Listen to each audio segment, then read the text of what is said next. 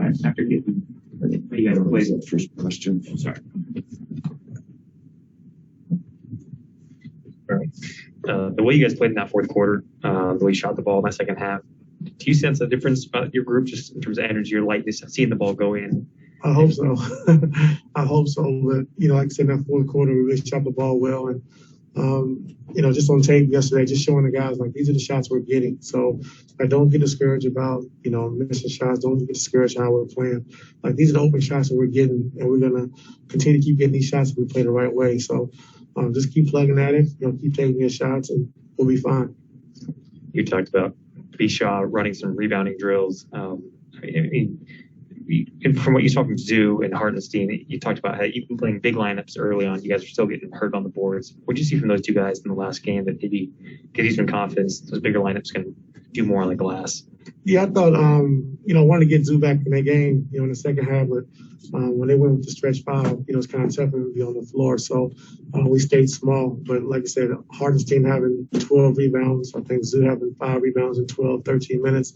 And so we need our bigs to be on the glass, but we also need our guards to come back and get those engaged rebounds. Or when our bigs are going to block shots, we need our guards to come back and crack back and rebound the basketball.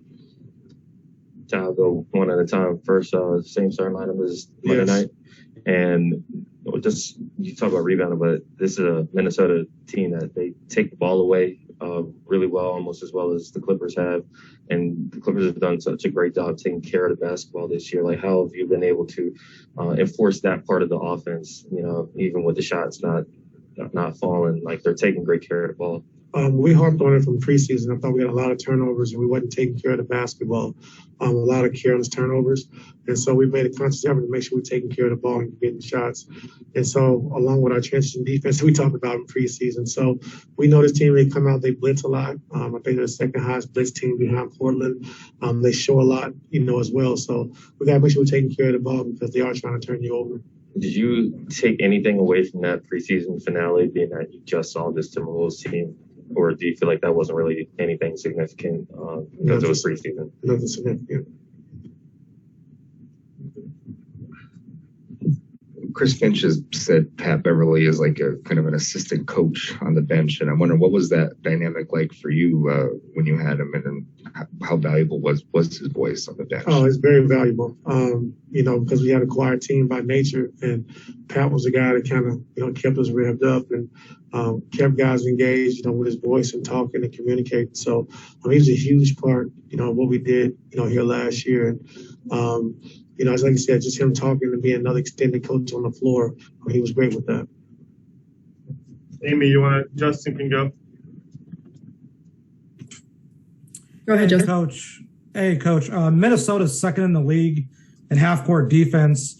You talked a little bit about how much they've been blitzing and stuff, but what have you seen out of them on that end beyond just that?